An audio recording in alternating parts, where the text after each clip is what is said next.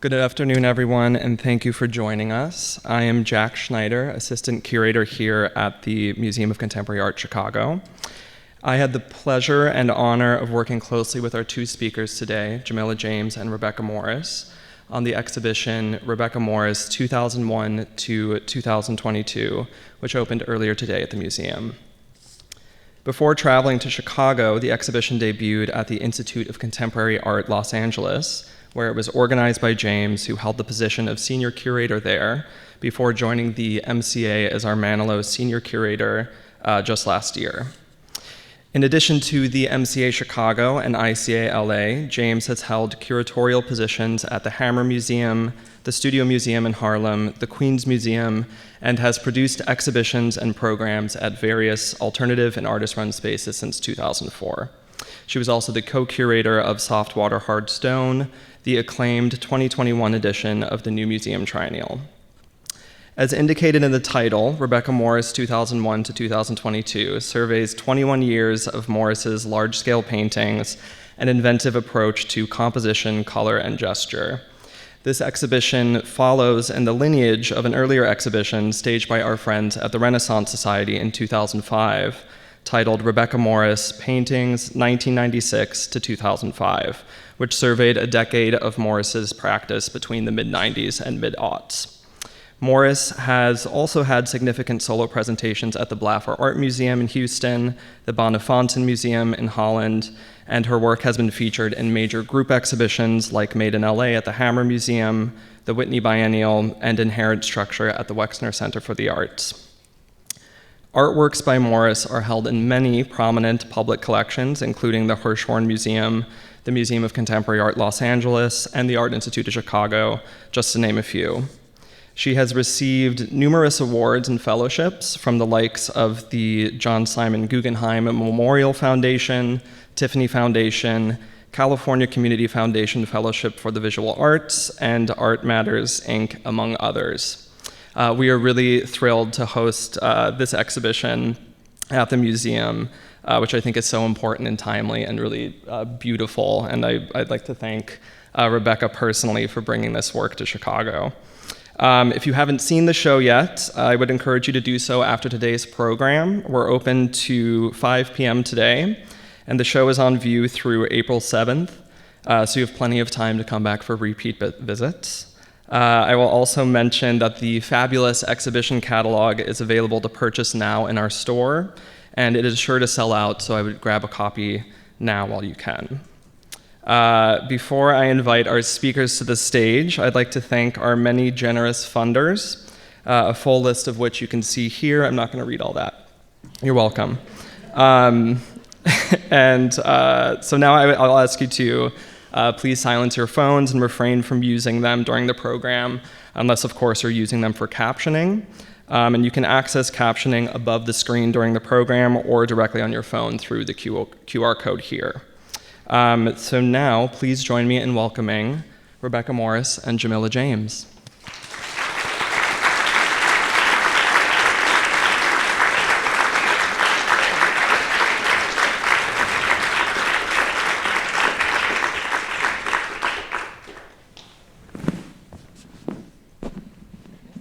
Thank you, Jack. Hello, everyone. Very excited to see you today on the first day of Rebecca's survey, Rebecca Morris 2001 to 2022, and to be in conversation again with Rebecca Morris. After 4 years of being in conversation, talks like this are always the culminating gesture of staging the exhibition, but we're in a different setting now in Chicago, and yeah, we're gonna get into some good territory about the show and about the way that Rebecca approaches her painting practice. So let's start. I think it'd be a good place for us to start to talk about the organization of the exhibition, which is actually, it's quite unusual when thinking about a survey, especially one that announces itself as chronological, but it's not. But first, initially, when we started talking about making this show 4 years ago, there was a little trepidation. There was also a pandemic. There were delays. So there was a pretty long span of time before we actually got to the physical, like, deep work on the exhibition. And I think it's always kind of a conflict in one's mind, maybe not a conflict, when it's posed, a survey is posed, or you're invited to participate in a survey. So from your perspective, what were your feelings initially and the nerves of putting together a show of this scope? Fear. I was worried about how much time it was going to take away from making new paintings and current paintings, and just feeling like I was at a point where I had a lot of energy, a ton of ideas, and I was just kind of cruising.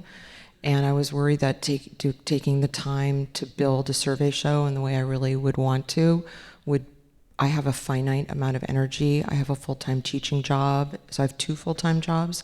So I was worried about like what it would mean to do that. I talked to other artists about it, and I think a lot of artists are apprehensive about the survey. And then I started thinking like, oh, how could I use the opportunity? So we came up with that idea about like maybe focusing on one kind of work in my practice. And then it changed with the pandemic because it was a terrifying time. You realized how precious everything was and valuable. And I just thought, oh my God, you have this incredible opportunity with this amazing curator. Why?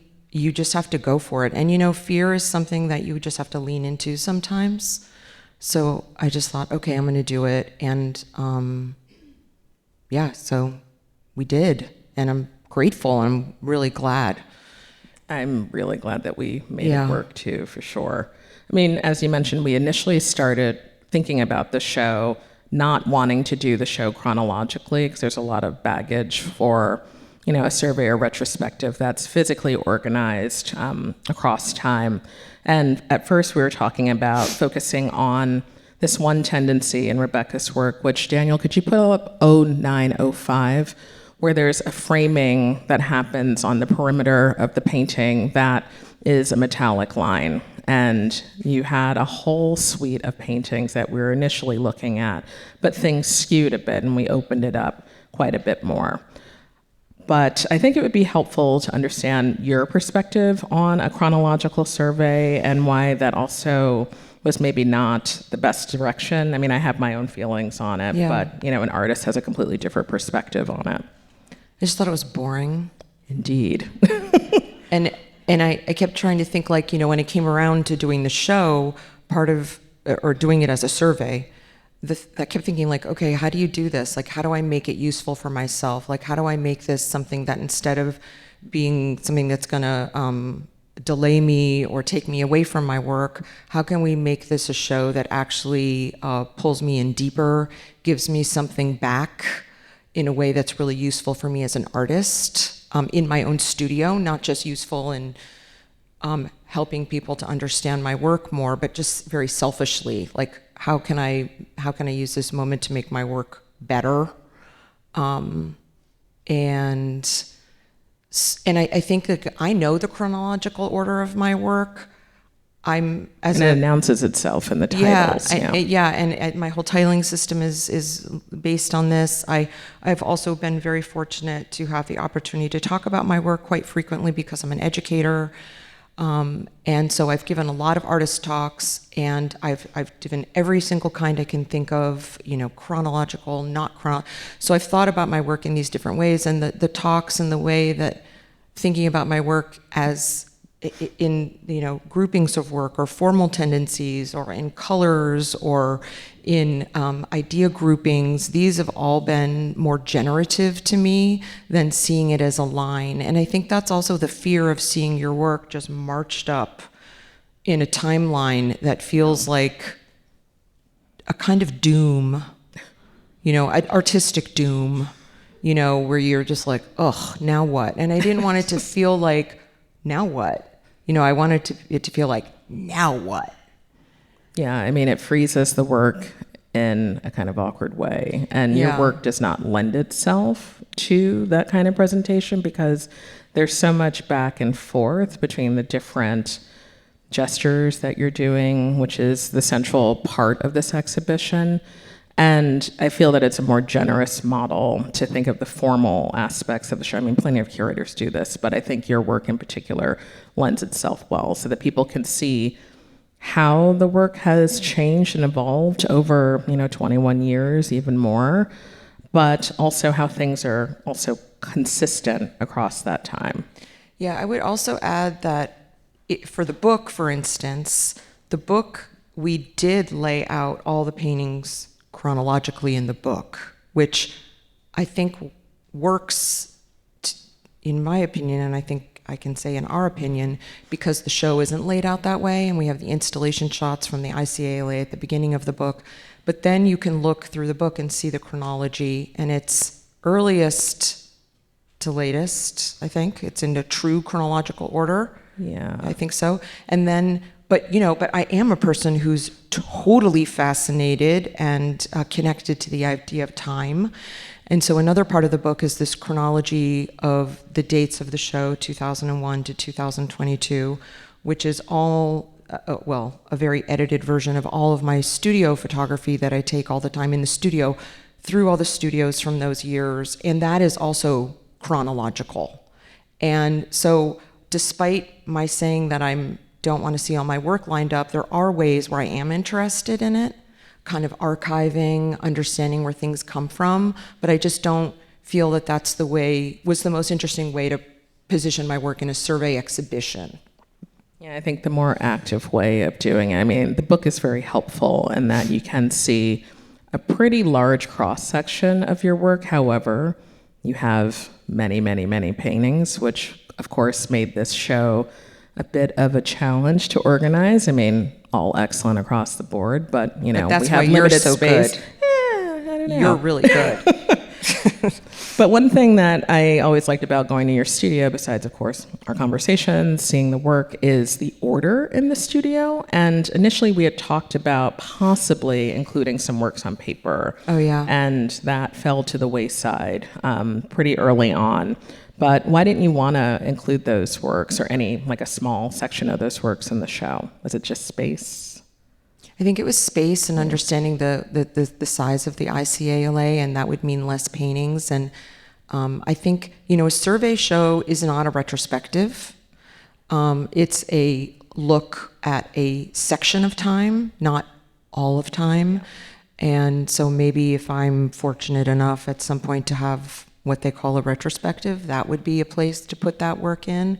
But in a survey, I also felt like, okay, what else do I need in a survey? And what I need in a survey, and what I felt at the time, and I can speak to it's been true, the survey has really helped my work, and I think the understanding of my work. And I think if I had included, the small shaped paintings that I sometimes make or the works on paper, I think I would have lost a moment to make a real powerful statement on what the bulk of my work is, which is, paintings that are mid to large scale. And I just really wanted to communicate, this is what I do, this is where it comes from, this is what it looks like together over 2 decades, and that was the kind of strong statement that I wanted to make.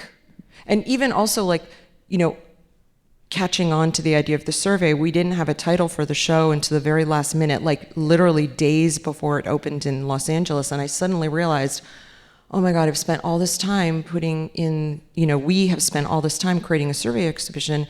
And if I don't put that in the title, people are going to come to this show and just think, oh, maybe it's all recent work or blah, blah, blah. I was like, oh my God, we have to somehow say it's a survey in the title so that people know.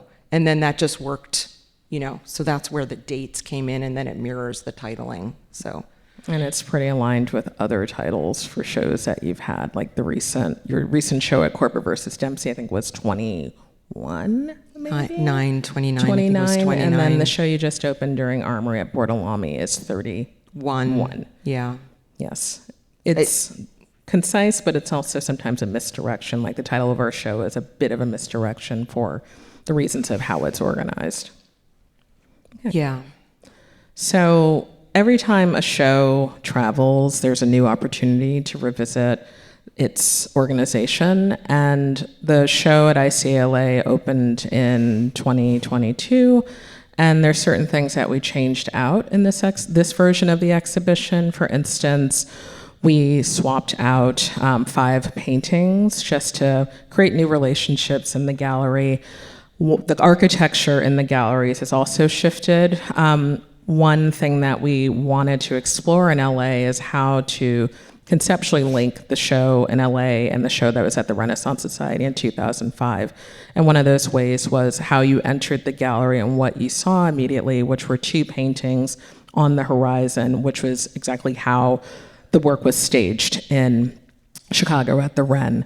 So instead of doing that and seeing the wall, the back of the gallery, we've turned the walls in a kind of counterclockwise, so it's still the 2 L-shaped configurations, but it's twisted in a way. And, we've talked about how we could stage many different surveys with the work that we have, but what did you want to accomplish with these changes and with this new opportunity to revisit the show? A way to keep doing what we had already done, but with some tweaks, not tweaks to improve, but just tweaks to have other things to work with. It wasn't, again, it's not interesting to me to try to repeat some of the installation strategies and plans that we already did in Los Angeles. Like when you came into the LA space, there was this really long vantage point to the 2 blue and red lobster claw paintings, and there was this duality, and it was really strong. It had a kind of gravitas. And here, when you enter the MCA space, you actually are hit immediately with a wall that is blocking your space with a strong red painting that, is almost like a stop sign.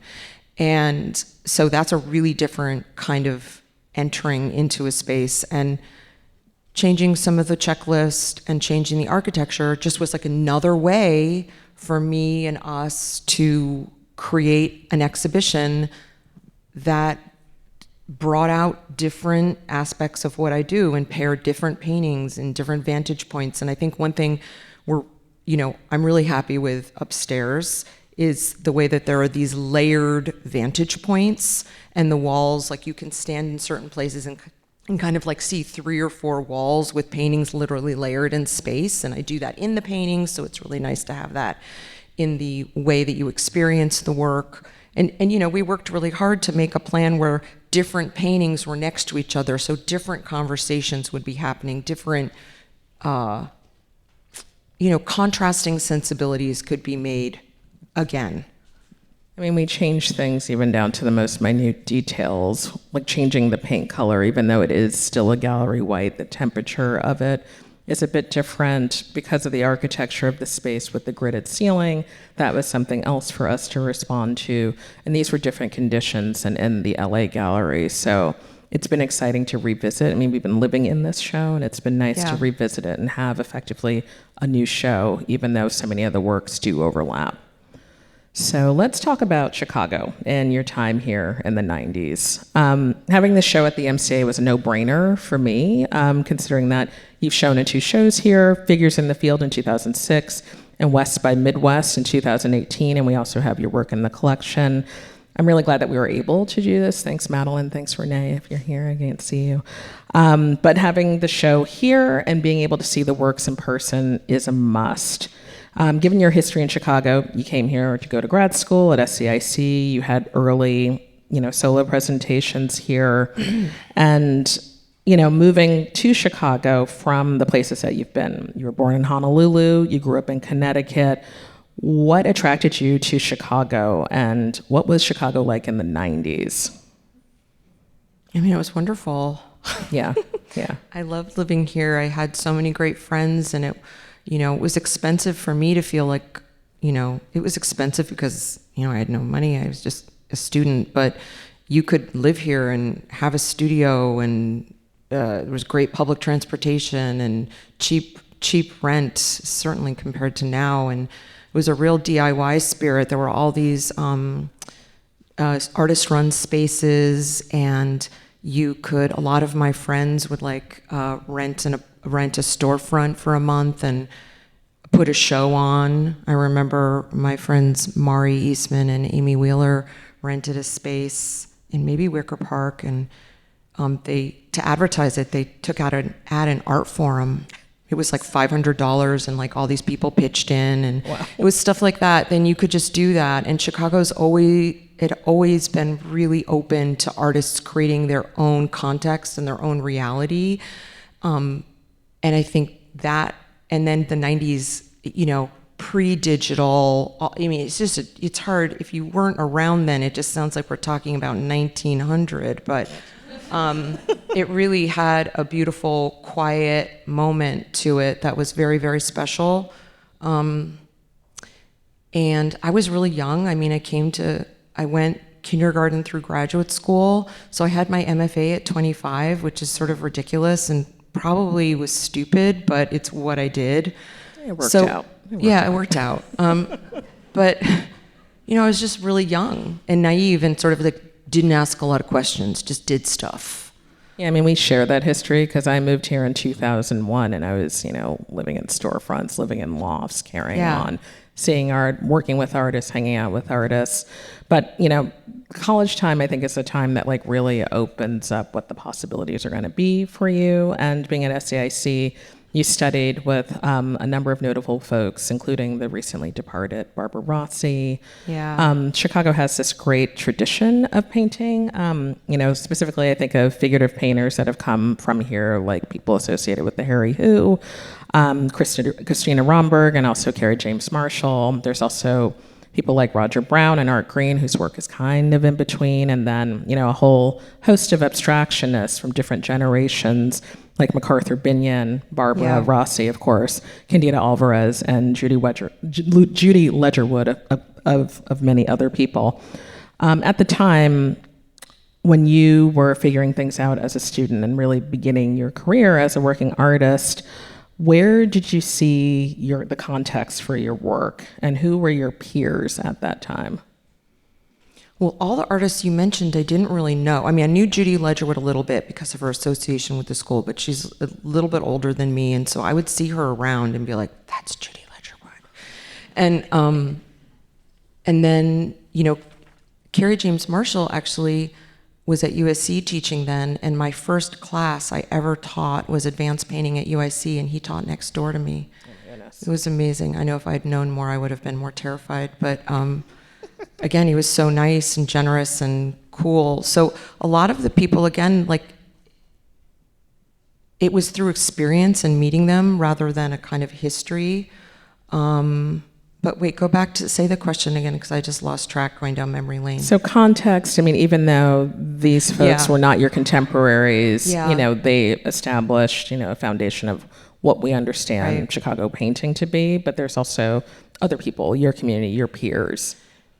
Yeah, I think it was built amongst my friends from school, and I worked at the School of the Art Institute after I graduated, and then so I overlapped with then working in the office all these other generations of students that came through. So 4 years, so I had like basically 7 years of context with graduate students and young artists. So those people became my peers, and then we kind of all independently, but most of us moved to Los Angeles. Even I moved to Los Angeles with a whole group of friends and had a car caravan and big trucks, and people helped us move, and it was just my artist friends, and the other artists you're mentioning were just like the adults. And then, moving to LA, I mean, of course, there's a long history of painting in LA too, but your work also began to change once you moved to Los Angeles. Yeah, I made a lot of conscious changes when I moved to LA. My work in Chicago, which was the sort of the work that was in the Ren show, was, I think, getting, as I was figuring out my work, it was getting more and more refined and clean and organized. And then when I moved to LA, the aesthetic there was, this kind of clean modernism. A lot of painters were using tape, and I was like, I saw my work in the Los Angeles context, and I was like, oh wow, I don't think that's right. I don't think I'm So I started thinking like, okay, I need to change the palette. I need to change the way I'm painting. I don't want my work to be clean. I don't want it to have this kind of really aesthetic that slips into a design world so seamlessly. I wanted to, as I've said, up the slop. So I started really making sure the paintings didn't have clean edges, that the paint got more terp in it, it's not, I don't want to say aqueous because there's no water, but just more liquid. And working flat on the floor, I was already doing. My palette went to a really dark brown, blacks, grays. I was trying to eliminate traces of my gender so that when the painting went on the wall, they'd be like, oh, that was made by a woman, and then the whole conversation would just be about that, which wasn't interesting to me. So I was trying to so it was a kind of like, I'd been working a while, it had shown in Chicago, it had a great launch here, like really incredible, and moved there and literally had to start over. I mean, like, you know, I didn't go to graduate school in California. And, you know, when I moved there, it was all about having gone to school in Southern California. And there are so many good schools. There are like 5 amazing graduate programs with incredible faculty teaching there. So I just sort of started over in a way. Yeah, I mean, even the working with natural light. I mean, I know that you don't paint unless it's daylight outside in your studio. You can see clips of the studio in the artist video that's right next to the opening of the exhibition. But, you know, LA has a very particular type of light. It's very blinding. It's very hot. But, you know, that would be a factor that would change the way that you see the painting and how you attack the paintings. Yeah. I don't really use electricity in my studio for lights. I mean, I have it. I use it for a fan or music, but in the refrigerator. But, you know, I'm not using it for light. When it's really rainy and too dark, I try to do other things in the studio, or I take a day off.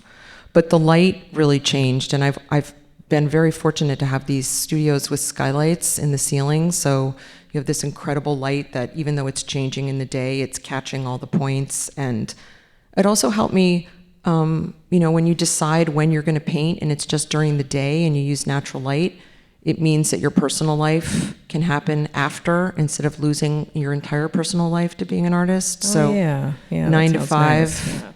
You know, maybe I'm very pragmatic, but, you know, then you can be like alone all day in the studio and get all that like painter alone time, but then in the evening, like go out and be social, which I like. Kind of introverted extrovert. But the light in California is just really different. It's super bright, raking. It can be blinding at times. I think there have been moments in my palette where the paintings have gotten lighter and lighter and lighter and almost in like all white, and it's just sort of an accumulation of brightness.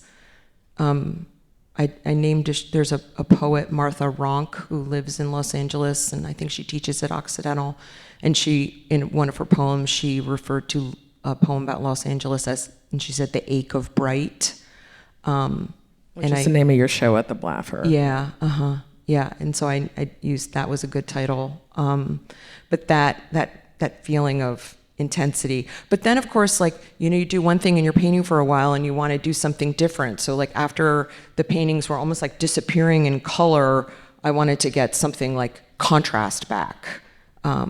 Yeah, which is something that's written about in the catalog in a great essay by Alex Jen, and he refers to those paintings that are a bit more spare and open as vacant paintings. Let's return to the work for one second and talk about the use of brown, the dissipation of brown, but also in the essay that I wrote for the book, which is called Who's Afraid of Pink, Silver, and Brown, I trace the use of brown in your work, which disappeared for a bit once you moved to LA and has resurfaced many times. But there's also this other trajectory where for a time, very early on, before the work that you showed at the Ren in the works from the mid-90s that were in the Ren show, where, you know, you weren't doing abstraction, you were making paintings. I included a snippet, like a reproduction of one of the cupcake paintings, and there was never really any figuration in the work. I mean, there's some works that are adjacent. The Pillsbury Doughboy showed up quite a bit in early paintings. Yeah. And there was one really fantastic painting, like a painting about my birth, with birthday cake or something like that. But why did figuration really not take off in your practice? Why did it go out of the window? I don't think I was ever really interested in it. I mean, like sometimes I talk about that I had dollhouses, and I think my niece who is here has my dollhouses now, and I'm really glad because I can see them again. But even when I had my dollhouses, I was more interested in the architecture, and like I didn't care who was in them. I just wanted to like arrange the furniture, and even these still life paintings that you're talking about that I entered the Art Institute with, I would craft these kind of dioramas and paint them. And, I was using kind of Fisher-Price the little characters and stuff Fisher-Price because those are what I played with as a kid. But those figures were actually really secondary. I think the light source, the shadows, the form, the color, those were the things that were really interesting me about it, not the main character. Like it was really the spaces that were the character of the paintings or the narrative. And it just took me a while to kind of figure that out. And I'd say that's still the protagonist a lot in my paintings, the color and the space, that it's about color and space. Yeah, and the shapes that emerged in those paintings, like the shadows, even the little figurines have a very particular organic shape. Yeah. But then you transition to making abstraction. I mean, what prompted that change? It's about 90, the paintings that we've just spoken about are really like 92 to about 94, and then around 95, something switches. I think that's what graduate school helped me figure out. It helped me figure out how to make the work that was going to be mine. And it was in graduate school that I left realist painting. It just didn't, I was spending all this time making these paintings, and I was like, you'd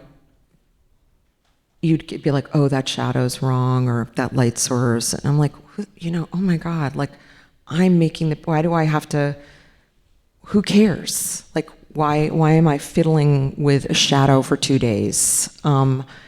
And it took me a while, and what was great about being in Chicago was seeing the art here and going to the Art Institute, of course, like, at the School of the Art Institute, you're basically at a museum school. But I also, my best friend lived in New York, and so I could go to New York and get on a plane, and I don't know how I afforded it. I think I had a credit card. And and I just would, you'd fly there and you'd leave Chicago and you'd be in New York on the streets of New York by 10 a.m. And I'd just stay with my best friend and hang out and, eat ramen. And we'd go see all the shows. Like I remember seeing Robert Ryman's survey show.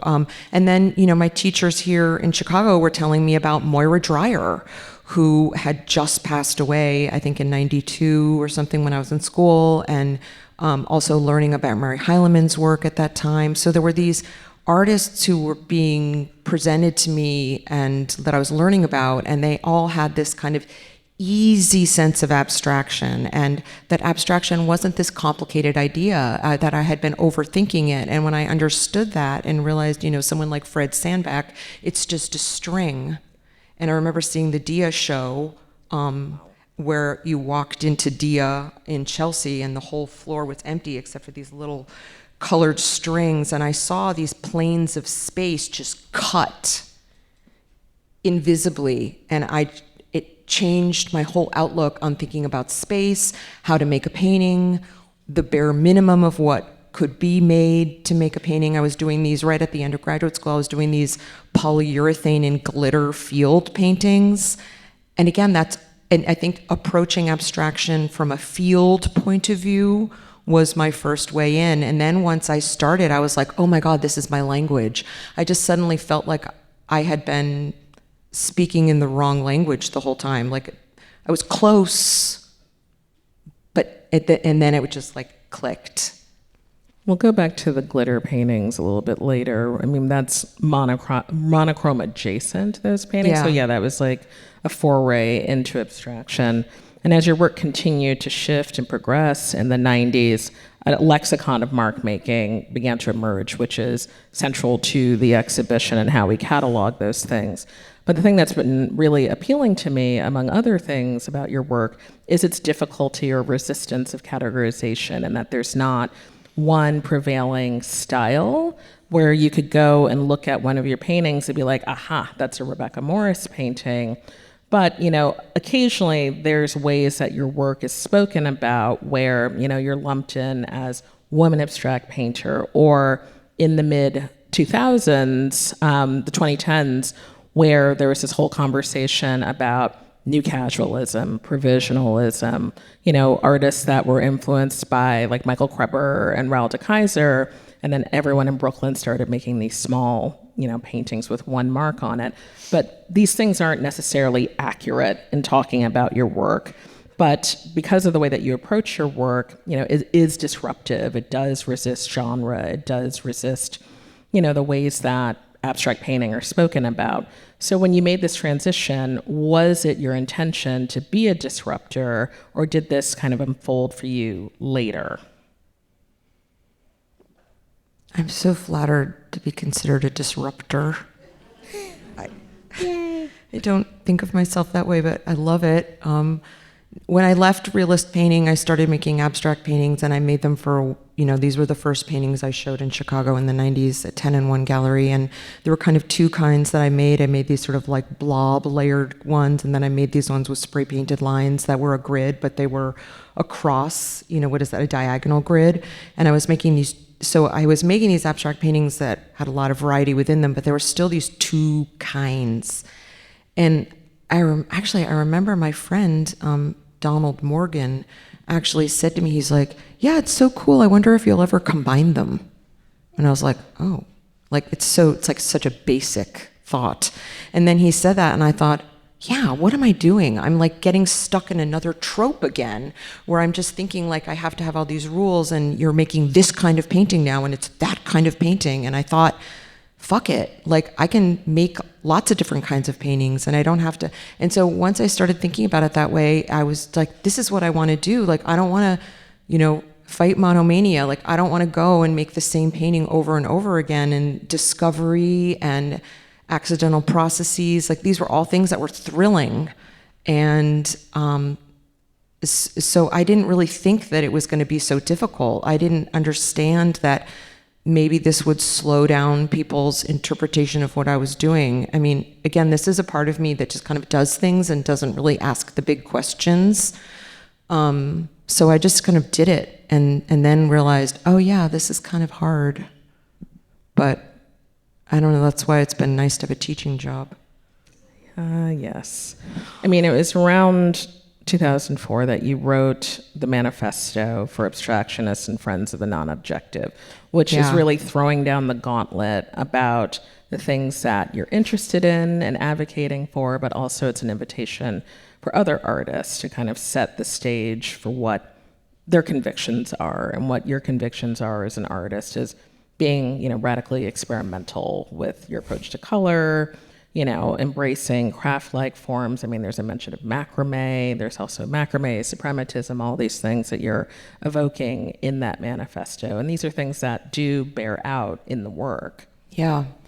I mean, talking to you now and thinking about the manifesto, I wonder if like hitting a kind of resistance to making all this differing work and being like, well, what is it? I don't understand what your project is. Maybe that's where writing the manifesto came in, as a way to kind of think about the frustration of that. And then also making abstract painting at a time when a kind of landscape figuration was really in the market. I mean, obviously what happens in people's real studios all the time is the real reality as opposed to the market reality. But in any case, it just felt like abstraction was really maligned and really associated with a kind of capitalism and a dead quality of painting. And I just didn't think it was. It didn't feel like that to me in my own studio. And so writing the manifesto was sort of like my own guidelines.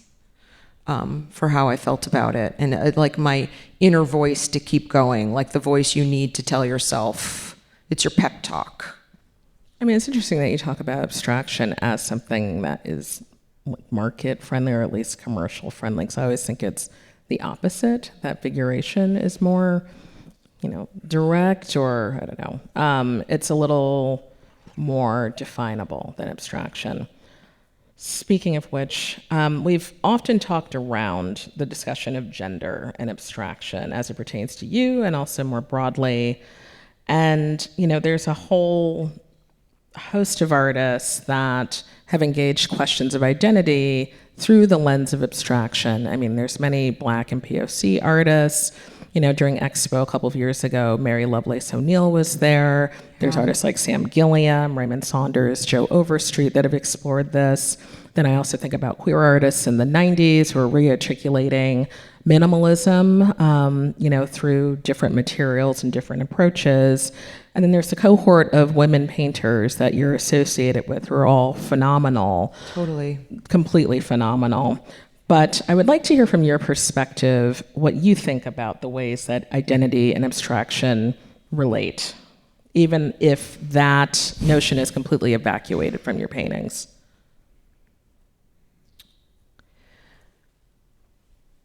I think there's a difference between what makes you make a painting and then how your paintings are received in the world. And someone asked me a long time ago in a studio visit, do you think you make political work? And it was like 2004 or something, I remember, and I was just like, no. And I think that my own idea, and I think most people's ideas at this point of what is political and what defines being political has really changed. And I think that I used to think of it as a more narrow, like quite literal. But when you see someone who looks like yourself with certain opportunities or in certain spaces, that's political. And I think also teaching for over 20 years at public institutions, not private colleges, has had a big impact on my idea of what it is to represent and be represented. For myself, and I think, being a young person in the 90s and at moments when there were conversations about bad girls like the Marsha Tucker Show and girl power, which of course is amazing, but at the same time, it always made the conversation about gender first. And I just didn't want to be thought of as, oh, well, she's a great lady painter, or that girl can really paint, or something like this. Like, I just want to be a great painter. Like, I don't want it to be about that I'm a woman who can make a great painting, or even a woman who can make a bad painting. I just didn't like that. And in graduate school, my work looked very gendered, and it was, and I was figuring it out. Like, I was trying to I didn't understand that if you did all this stuff with pink and pom-poms and hot glue and glitter, that people would want to talk to you about being a girl. And I just wanted to be able to use that and do those things without that conversation. And so I think now I'm best able to do that in my work.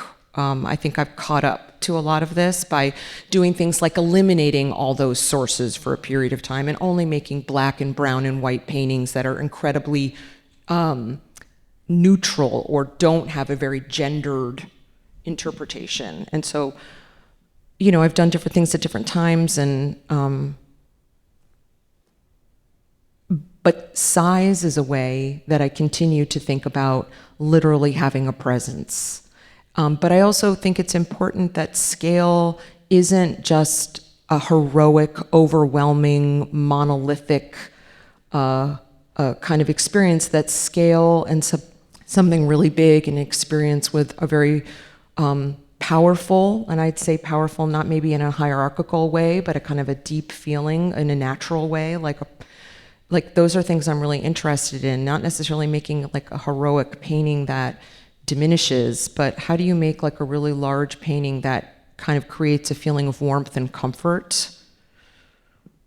I mean, scale and color and seriality in your paintings are a way that you resist some of this categorization, these discussions that are by and large not desired about your work. And, you know, this is something that's an ongoing commitment to you. And while you wrote the manifesto and announced, you know, that there was going to be some boundary testing, I mean, are there moments now where you are interested in some ways in kind of tempering that impulse to push? Wait, just say that again, I'm sorry. Are there moments in your work these days where maybe you resist the idea of resisting in the work? Oh yeah, that's a good question. Yeah. I used to have these, you know, this idea of making all these different paintings all the time. I recently, and I make these drawings, which we mentioned a little bit, and in the drawings I'll like make 14 drawings simultaneously that are all almost identical, but because the way the paper dries and everything in the watercolor dries, they all look different. And I started thinking like, you know, why can't I just make like 5 blue paintings that are all gonna be made in a certain kind of way on a certain day, and then they have this next thing that happens to them that's slightly different. Like, why can't I work serially and just see what happens? Like all these rules about we can't do that now because you did that and you don't want to repeat and you can't get complacent, and I don't want to be making like 14 of the same painting at the same size that, you know, like this kind of commercial move. And I'm just like allowed myself to have some repetition, and that repetition in seriality is actually really interesting, but because it can kind of be an intense wormhole that has its own fascination. So, you know, maybe just being easier on myself, and then actually seeing that that's sort of interesting. Like I was avoiding the color blue for so long, and then there's that blue painting upstairs, which there it is. Which I thought, how do I make the ultimate blue painting? What does it look like? And it was really about getting that blue color, exactly this particular kind of blue. And then I was just like, oh my God, I can make a blue painting and not have it be the sky or the water or this really realistic reference. And then I made like 8 blue paintings that are all very similar, but different. So it became interesting to me. Again, it's like looking at what you're not doing and trying to do that. Yeah, like the purple painting that's in the show upstairs, or also like the completely killer green painting that's in your show in New York right now. I mean, green is not something that really appears in the work too often. So it's like these moments where you are constantly looking at, rethinking. I don't want to say recycling because that seems like a pejorative, but there's these different ways that you're approaching your work continuously. And, you know, one of the central conceits of the show is looking at how the work loops back on itself and the ways that new conversations can be established just by proximity to these works. As we say, you know, walking through the gallery, what you can see in a single sight line. And I want to point out kind of the bookends of the show. So the earliest work in the show, Daniel, if you can pull it up, 0401, here it is. And then there's the 2 most recent works in the show, 0622 and 0122. And these works are from completely different times in your career, but there is overlap, there is conversation and intersection, like the use of grids, containment, and other gestures. With these works and the works that you've, you know, produced over time, what other aspects are linking these works in your mind? Like these 3 paintings here, what are other ways that you think of these as linked? In space, I think all 3 of them have very basic figure-ground relationships. Like in this red painting, the silver is impasto and on top, and it feels like a completely separate layer, literally superimposed on top of the painting. And it is, because it's thicker and heavier and comes forward into space, and so the red is transparent and thin, and so it naturally recesses. And then the way the silver is literally framed around the painting objectifies the painting and makes it an object that's definable in space, and again pushes it back against a wall.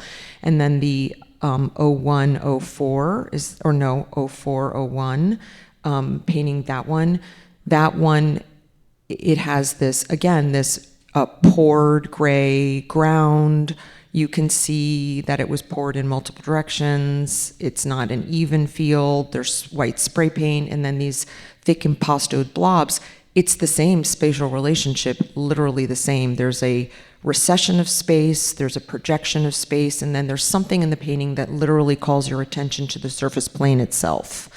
These all have it in different ways. Both this one and the red one use the grid to do it. This grid is handmade in the torn edge top and bottom, and in the gray one it's literally the hand of the spray paint, you know, your own limitations of your body, because if you do a straight line you inevitably start curving down. And then in the other painting we're thinking about right now is that gold one, is that right? So this one also, again, the spray paint in this impastoed area comes forward, the shapes inside push back, and they're now this one's diverging more in terms of some of the juxtapositions of color and form, and it's more like a patchwork, and you know, people have looked at this work and talked about it in terms of textiles and things like that, and that's all there.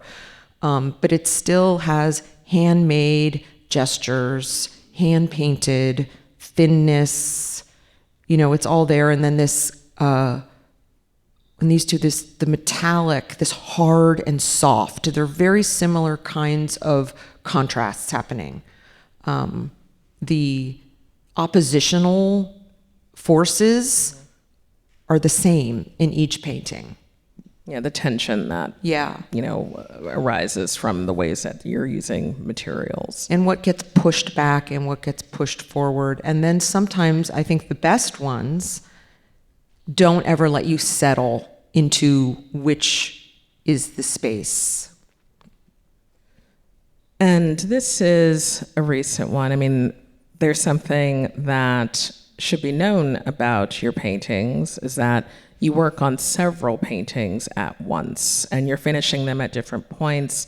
The titles are, while they suggest that that's when the painting was started, so 2022 is the second digit, 06 is the order in which it was made. However, it's the order in which it was actually completed rather than where it was started. Yeah, exactly. So it's quasi-precise.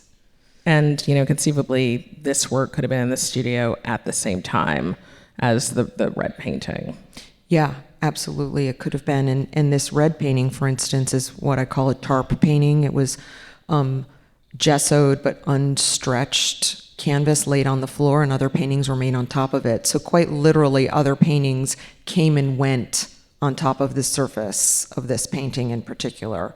And this painting was in my last show at Corbett versus Dempsey in 2022, and the black painting that was made on top of it was actually hung across the gallery space in a sort of allegiance. Or are you talking about the black one that's patchwork, or the black grid one was in the back? Yeah, room? no, this is a painting that's not in our survey, but they're in the Corbett versus Dempsey show. It was just like this other black painting that was literally made on top of this one was placed directly opposite it. So that was an interesting relationship, I think. I might have gone on a tangent, sorry. No, it's fine, it's fine. Let's talk about 1920, Daniel, if you can pull that up, which is a new characteristic of your works, which is the torn grid. Yeah. I think if that's like a proper way of describing it. So it's a newer motif, and it's seen in what is the final work in the show, but if you go to the left, it could be the second work in the show. I'm not privileging how you see the show.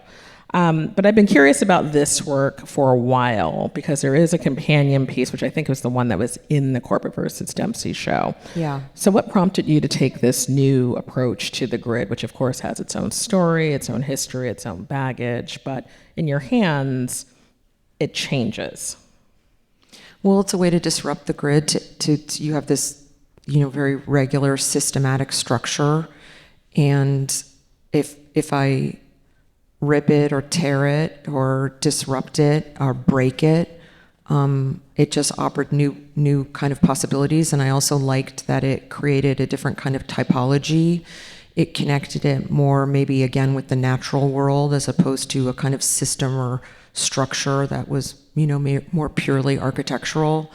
I also wanted to, again, not have all these typologies of work feel so separate from each other. And that example of the gold painting we were just talking about, all the shapes in it are really organic. And some of the earlier work I was doing had really geometric shapes, like a circle, a triangle, things like that. And I moved away from that because I wanted to have more handmade, more shapes that came out of a personal visual language. And so again, that was a way to do that in the grid. And like the outlines of these shapes are kind of curved and ragged, and that's what's happening. I'm pointing to this because it's what I can see, but it's really there. It was a way to disrupt that. And then I also like the way it adds to the connotation of perhaps what this could be. Is it an aerial view? Is it a security gate? Is it a torn piece of paper? Is it lightning? Is it a sidewalk? Is it a map? Is it a map? All of these things. And when you start tearing at it and changing it and disrupting it, and it also gives you vantage points, since these are on top, to articulate what's happening below it. They become framic windows the way the grid is, but now you can move around the marks. So I'm actually emphasizing certain things. These are not random grids that I'm putting there. They're hand drawn specifically on top of each painting. And it could take me weeks to decide what the curve on the left is, which, is just the thought process, which I really enjoy. Should that rip all the way down and not have the corners touching? It's really formal, and some people hate this, and I hate it too. But but it is how I make them. Yeah, I think the insider baseball is exciting to hear because the public gets to see the finished work, but there is so much time and ideation that goes into these works, and especially when making a new detour into, lesser seen territory. This is the only type of torn grid in the exhibition, whereas, other motifs are really well represented in the show. So the lobster claw, there's 4 of those starting back in 2006. There's also, works that have the patchwork tendency or atomized marks. And also there's paintings that I really love. One of my favorite paintings in the show is 0819, which takes a subtractive approach to it. So then again, you are disrupting that, foreground, background relationship and really asking a viewer to really puzzle over how you actually made this painting and where the starting point was. Do you want to tell us what the starting point was for this? Yeah, it was the gray. And I think what happened was I mixed that gray and I started applying it and I ran out of it. So I stopped and went back to mix more. And when I came back 3 minutes later, however long it took to mix it again, I was like, oh, wait, that's kind of weird. Like the way it is in that corner on the left, and you can see the brushstroke just stopping. And so I was like, oh, okay, cool. Maybe I didn't need to keep going and make it a full gray border around it. So I just sort of stopped and thought, okay, cool. I think the way to keep a painting fresh is to think of different stopping points, to not always be like, okay, this is how it looks on my head and I need to finish it to that point. So while I try my best while I'm making something to always be thinking, maybe the thing I'm leaving to go, I'm gonna go mix this gray, maybe I shouldn't be mixing the exact same gray. Maybe it needs to be kind of close but not the same. Or, oh, I know I need to mix all this blue to cover this whole surface, but I'm not going to because I think it'll be more interesting when I have to try to remix it and can't. So things like that I do on purpose all the time. But this was an accident. But it's a great. Again, this is what Michael Kreber calls breakfast TV, where it's this kind of he said that in a lecture at Art Center, and I was like, oh my God, I do this all the time. Where you're watching this mindless stuff, and I feel like that's when I start talking about painting this way, that's what it is. It's like breakfast television. You're just staring at the cereal box. But Yeah, it surprises me. I mean, I figured as much that you started with the gray and then worked your way inward, but you never know. You never know. I like that you can't tell. I'm happy to tell people, but I also like that you can't tell, because in the end, I don't think it's really important. It's important maybe in the discussion of this painting so you understand the spirit in which it was made and how decisions were made, and how it's very improvised. But ultimately, which part was made first, I don't think really matters. And you just said something that, it's something that I think about a lot. When does an artist know when their work is done? And you said that you have an idea of how you want to finish a work. Is that always the case? No. It's the case for the first day. I'm like, this painting is going to be this. And then the minute you start, all bets are off, because it's never comes down to how it is. So I'm constantly trying to readjust how, and I'm usually painting in a way where a lot of painters paint in layers, so they do a whole thing across the surface and then they do a whole other thing across the surface, or I'm not painting that way. I'm painting in parts. So there's gessoed areas that don't get covered with paint. And so everything is a kind of decision that's hinged on the previous decision. So sometimes I'm finished when I run out of space. And all the moves that got there shift and change, and I'm, making decisions based on color, what I want the painting to feel like, how I want it to be in space. They go up and down. I paint flat on the floor, and they go up and they completely change. So I'm constantly reevaluating my own orientation to the painting, both physically and formally. It keeps it very exciting to do that. So every painting goes up and down, up and down. And with a painting like this, where, in addition to the way that, your painting is choreographed in the studio, I mean, not choreographed, but you know what I mean, the way that you move around a painting. I mean, this is a good example of many where you have all of these patterns, all of these marks kind of coalesced on the surface. And one aspect of your work that a tendency like this would point to is this idea of decoration or ornamentation. I mean, there's better examples in the show, and, Anthony Elms, I know you're here, Alex, Jen, and I all spoke about the use of color in your work, but we didn't really get into this idea of ornamentation. I mean, Camilla talked a bit about it in her essay. And, it's been there, I think, from the very beginnings. I mean, the glitter paintings that you spoke about earlier is, monochrome adjacent. There were these paintings that used framing with kind of puffy stickers that I really wanted to include in the show initially, but I'm like, we cannot start in 1996. We got to start at another point. And you've spoken sometimes about this idea of ornamentation or ornamentation as crime, and I think it would be really interesting to hear a little bit more about that idea vis-a-vis the work that you've been doing as of late. I mean, ornamentation's really loaded. It's one of these tropes that I think has a lot of baggage about being allowed to exist in the world of fine art. And, I had my own fraught relationships with it too, and kind of leaving behind those ideas. And I mean, one way to do it is to do it in your work, right? To be figuring it out. I mean, I've always loved things that were decorated and were designed or were made with care, or that someone wanted to make something important. I love this in architecture. I love the way gold and silver are ways of ornamenting something. I mean, I've talked about how putting gold with pink makes pink important.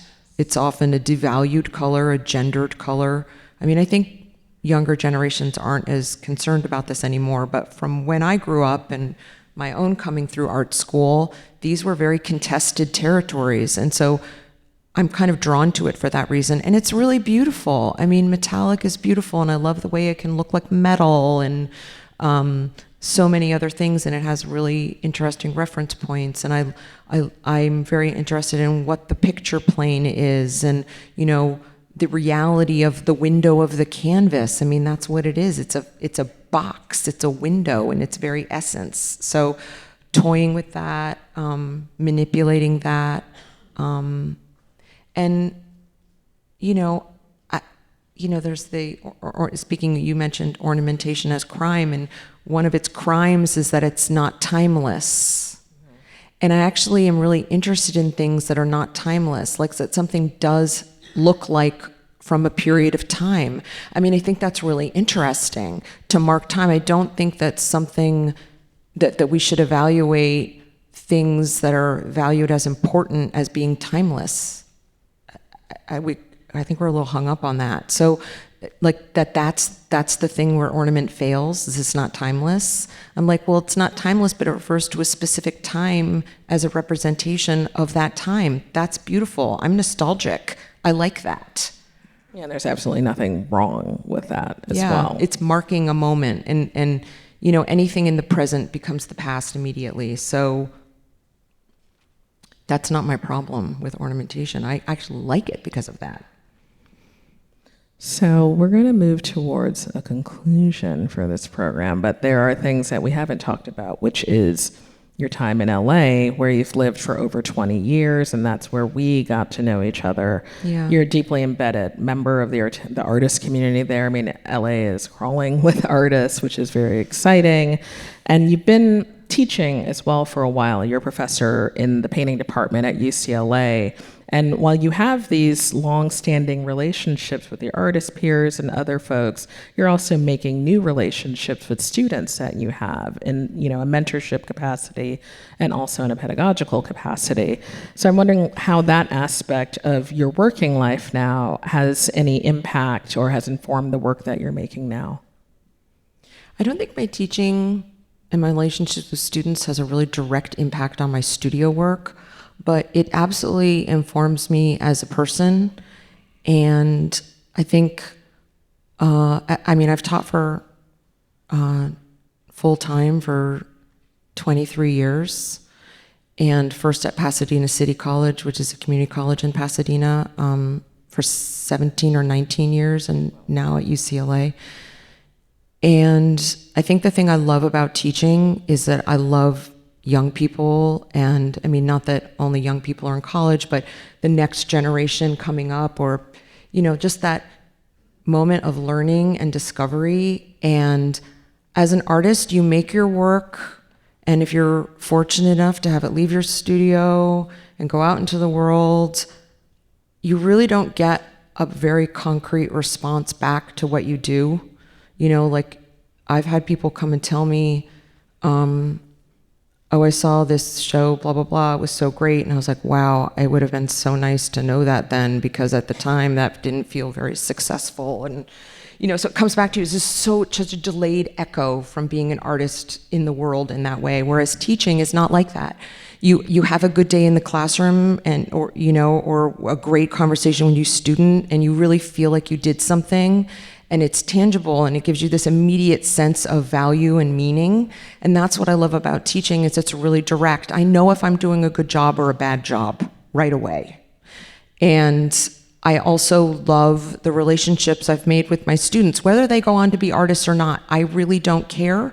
I just want people to be the next stewards and patrons of appreciating, making work, and understanding what it is to be an artist, and that mindset. And I have been fortunate to have a lot of students at this point, because I've taught so long, actually go on to become well-known, established artists, and it's so exciting. And being an artist is a really different level of satisfaction, but teaching is different. It's great. I'm thrilled to do it. Yeah, the thing that I always appreciated, at least in LA, is that people don't think of teaching as the end of the road with their careers. It's a very important part of their career. And you'll see established artists at openings for their students. When John Baldessari was alive, he would go to openings. Charles Gaines has like a whole litany of people that he's taught. Andrea Frazier would go and see her students.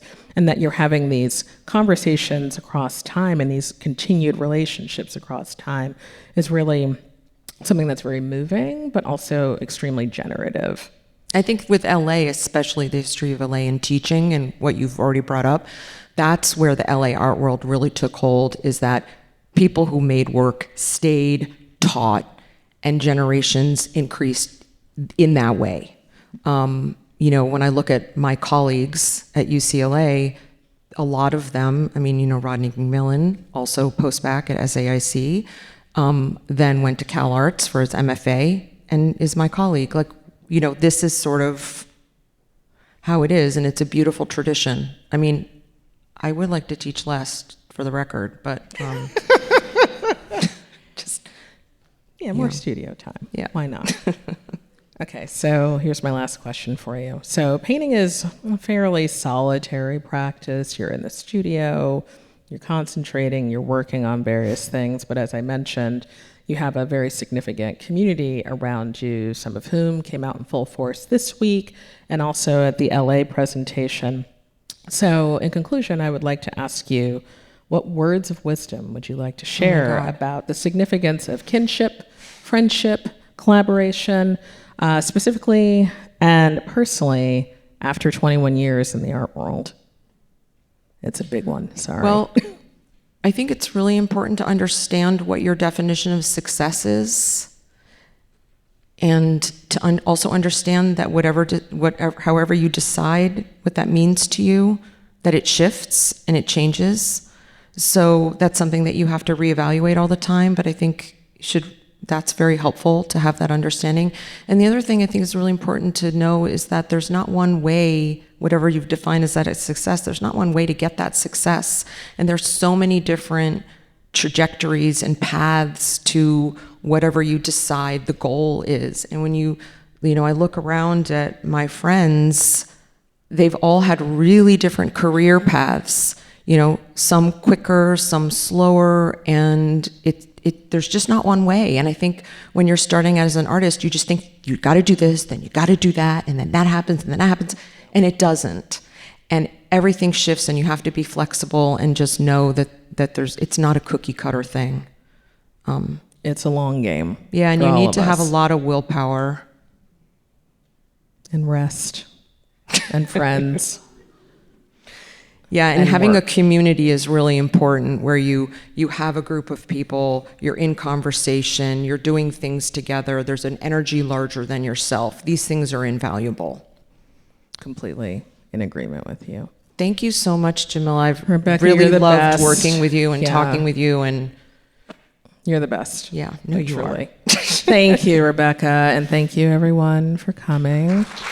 Please go upstairs right now, post haste, to see Rebecca's fantastic survey, which is going to be on view through April. Appreciate all of you, and thanks again to the lenders, supporters, Yes, Rebecca's thank you. Galleries, Bortolami, New York, Corporate vs. Dempsey, Chicago, Barbara Weiss, Berlin, and Regan Projects, LA.